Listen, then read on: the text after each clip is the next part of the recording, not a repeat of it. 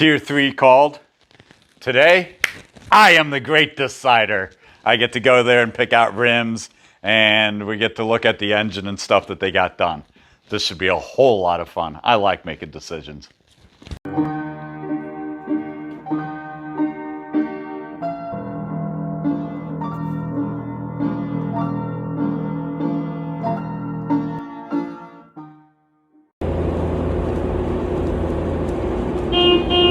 Things that make us go.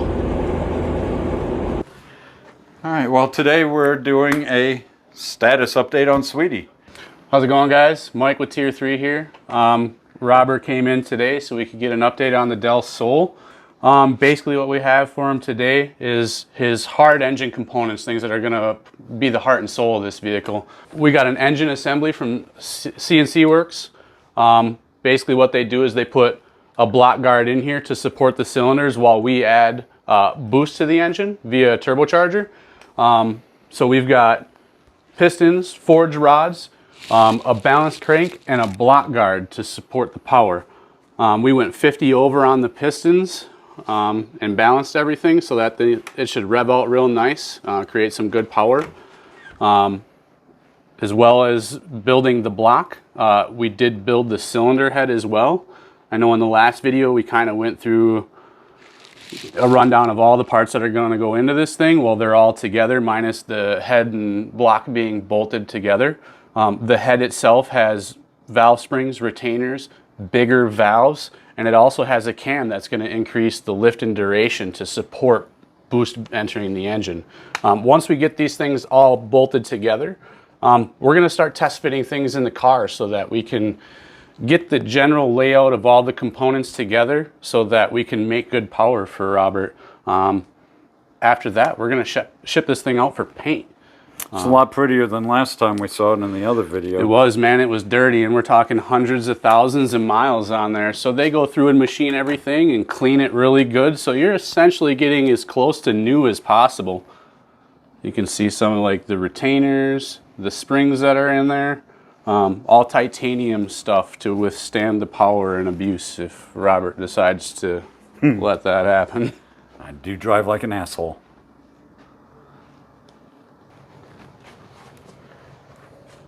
Where's the other half? It's only 4 cylinders. That's all you need. Excellent. It's going to make about 100 horsepower per cylinder, and I don't care who you are, that's pretty cool. Some of the V8 guys still beg for that kind of power, so... But aside from the engine, we came here to discuss wheels and paint choices. I know we had a little bit of a conversation earlier that we've got a couple of body shops on deck and we've been talking color choices and kind of paint. Hopefully we can get to that in the beginning of April here. But while you're here, we can look at some wheel choices. Let's do that. What do we got for rims? So you originally talked to me about like that Hot Wheels look. So aside from the Yes. paint, you were like... The little red line You around wanted a it. red lip on the outside, black in the center, but you wanted to have that option. So we got to like find wheels that are designed to allow us to do that. And so we're looking They don't for always like... come with the red lip? Not always. And this is Okay. where the powder coater that we've used to do things like your valve cover. Okay. This is where he comes into play, because if we can't find the wheel with the color combination that you like, we're just going to create it. But we have to make sure the wheel allows for the proper powder coating. So if there's not a separate lip here, he can't tape off and create that transition. Okay, will he be able to match the color of the carb closer than... It'll be a debate. So if we find the color of the car, we can compare it to this, and this can either be redone to match that color. Because paint and powder are two separate things and they're sprayed and applied differently, the match will never be perfect, but we can definitely get it close. And he knows that I just wanted this done to give you an example of quality and stuff. And I think I used this as like a trial run for this guy to make sure he was doing good work. And I think it's phenomenal. It's actually better than some of the work we've gotten local. I'm pretty happy with the quality. And when it comes to color palette, he said it's always open for discussion. So as far as wheels go, you said you didn't really want anything overly complicated, right? Something somewhat simple. And the car should be kind of stealthish, you know. Yeah, and I thought like a 5 or 6 spoke wheel similar to this might be up your alley. You tell me. Yeah. I had a couple other ones up here. So we're searching by a certain diameter and width. The tires I end up with, are they of the affordable size, or are they some rare, bizarre size? So extra? a lot of times you'll see people that modify Hondas, they'll stay with a lower diameter wheel, like a 15. Right. But knowing that you're going to make power and you're going to drive this thing a lot, I wanted to be able to put a good tire on it. And if you want good tires, they're just hard to get in a 15 diameter. So I did step you up to a 16. I was thinking about putting you in some like Michelin Pilot Sport 4S's or something. Have clearance in the bottom out one. Yep, we should have clearance with a 16 in the wheel arch, as well as the suspension that we got for the car gives it like a 1/2 inch drop, and we have plenty of room in the arch there, so it won't be low. And actually increasing the diameter from factory really doesn't change it from what it is, because the rim is getting bigger, but the tire is getting smaller. So it's almost the a overall diameter is the same? really close to the same. So we don't have to re-gear the speedometer or anything? So there will be a problem with that because your car with the base model engine, it doesn't have a whole lot of power. So where it makes up for everything is in the gearing and the transmission. If we were to keep that transmission, you'd be running out first gear to 40 miles an hour sometimes. And I have actually sourced you a properly geared transmission for this kind of power level that has a limited slip differential in it, and you won't have to worry about that part. Will my speedometer be accurate? It will. Excellent. Yeah. So within a mile or two per hour, but nothing drastic. Good enough that I'm thinking I'm going 30 down the road. No. And I see lights behind me because I'm really going 80. Well, I'm not going to do that to you. We'll make sure it's pretty accurate. So I checked out some of these wheel options. This MST Time Attack one I thought was like really up your alley, but honestly, we have a ton of options. Scroll back up and I guess I Check it out. We got that wireless mouse. This seemed like a really complicated wheel, and you start seeing them with the rivets on the outside. I didn't like this. I don't like that. Nope. That's always looks like they're moving too much. Yep. Agreed. And then you go to the other side of the car and the spokes are a different direction. That bothers me a little bit too. Well, yeah, that's a simple wheel too. Oh, that's ugly. Isn't it though? Some people will buy that. If you really about the flashiness, you know. I didn't think that was too bad of a look, except the spokes were really skinny. Oh, yeah. I wish they made that with a little bit fatter spoke. It looks like a truck. It does. Actually, it looks like the Lego wheel on the Porsche 911 that just came out. That or like an older Datsun 240Z wheel. What do you think of these ones where there is no lip, no face, and just kind of... It seems out of place to me. Okay. Silver and chrome, old classy look. I'm old. I'd be better. That's like a California thing. You need like the button up, you know, Bahamas t-shirt with your chest hair blaring and the gold chain hanging out. Yeah. If you had that, I would definitely have those wheels. I'd go stealth. Yeah, I think you're between this one and this one. And I don't like that's recessed in from the edge there. Yeah. I don't like that. Unless we're going to go separate color on it. So that is Lego. That is. That is the Lego wheel. Which I'm tempted to, because I'm building a Lego model of it too. Are you? Yes. Hey, that's going to be cool. I paid a Lego artist to make one and then print it out. And yeah. Really? Hey, that's I'm doing cool. all this for a car. I might as well have it in a little case right there and sitting on the dash at the shows. And that's something. I have a couple of Hot Wheels that are Nissan 240SXs that I keep. They're hanging in my garage, parked next to my car. See? So yeah, I would say either this one or the other. What's the difference between the two? You know, I think there's one more spoke. That's a 6-spoke, and they're a little bit thinner. The round pie shape, it looks more original. Yep. That's actually, what is that? That's a replica of a Rota wheel, or I think the original one is a Desmond Regamaster, which you can't find those anymore. They're really rare. Thousands of dollars for them. Like this, and then probably this little edge right from there to the end. There, be red, and go around it. You want all the way to the edge, or just one stripe? Just one stripe, and be literally from here. Because it looks like the rim comes this way, it's like goes a racing out, stripe. And then you got the spokes started, a little weld. I know what you mean. That'll look cool. This inner horizontal stripe. Wherever this vertical wall stops, just before where that weld stops on that flat part. For sure. And that would look like a traditional Hot Wheels car. You know, honestly, I like that more because I always had the impression that you were going to do from the spoke to the outside lip edge, and I thought it might be a little bit much, but the racing stripe is a nice touch. Yeah, I like that. It can be achieved a little bit easier, too. If that wheel already comes black like that, I think that's is that matte black? It is a matte black. So that's not gloss. It looks like it's, it's matte black.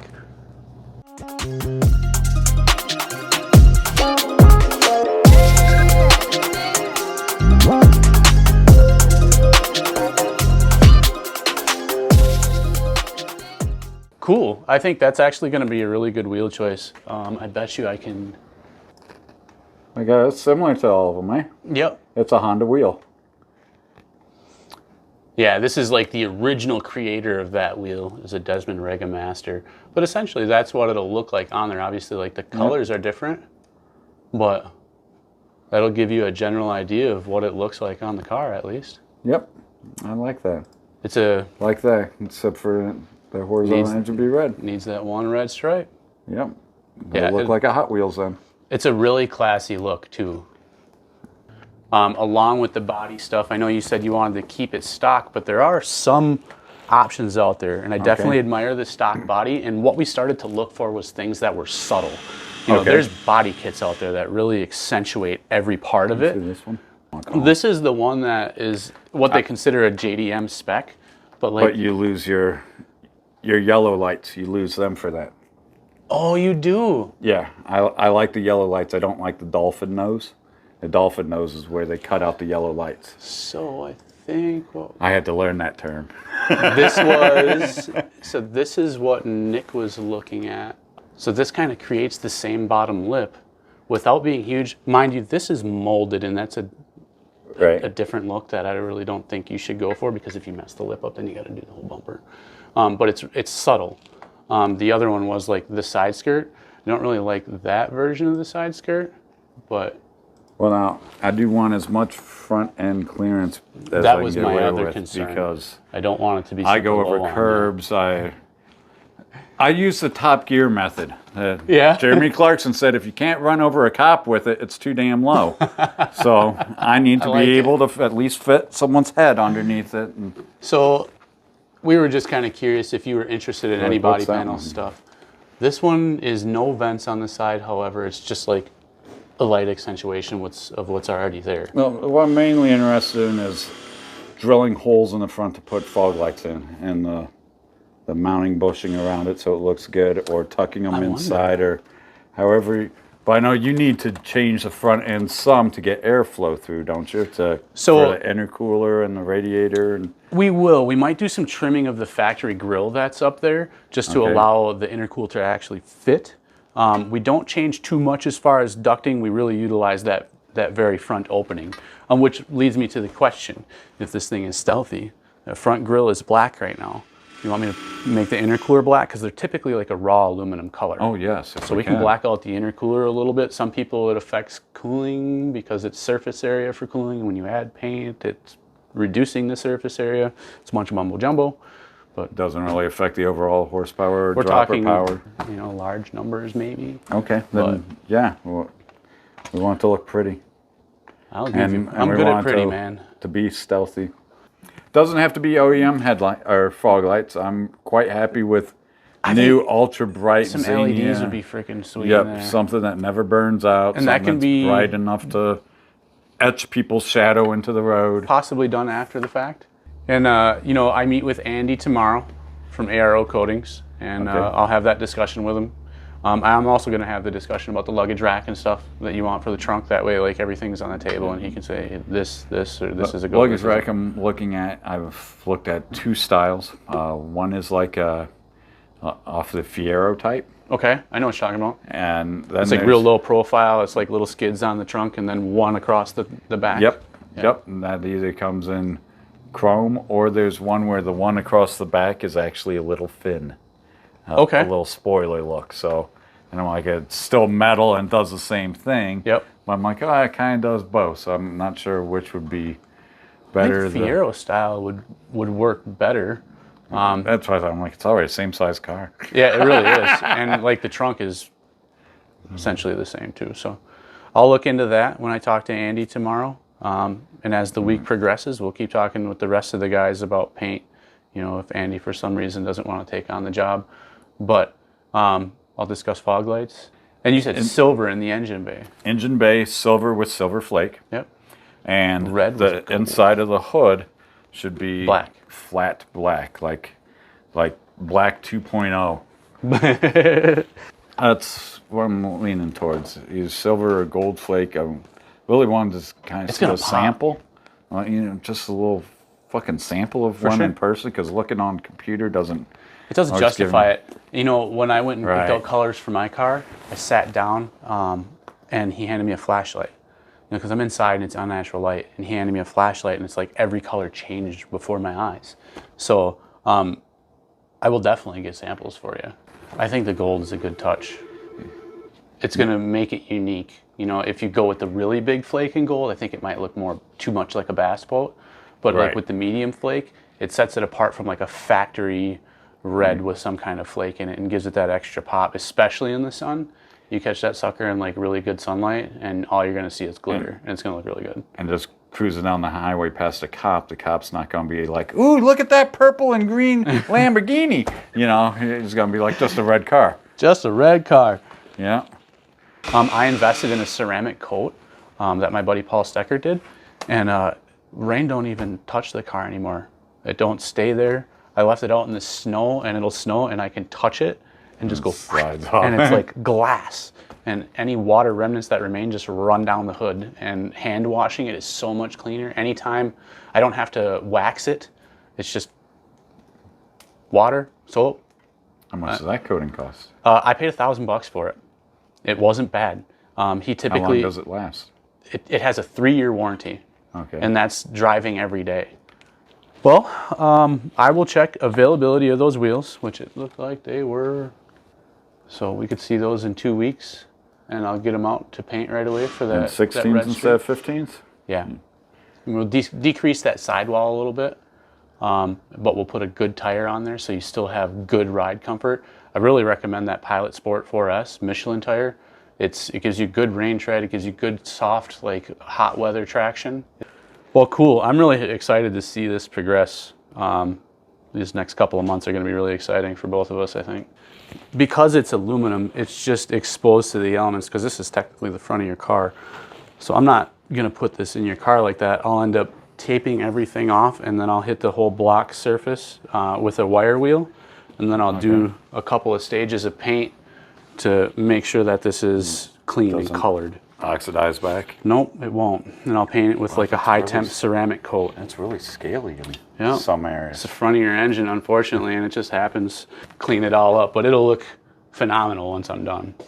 We'll be back in a couple of weeks. Until then, puff fast, go park on the grass, and I'm out of here. A sample? Well, you know, just a little fucking sample of one in person, because looking on computer doesn't. It doesn't justify it. You know, when I went and picked out colors for my car, I sat down and he handed me a flashlight. You know, because I'm inside and it's unnatural light, and he handed me a flashlight, and it's like every color changed before my eyes.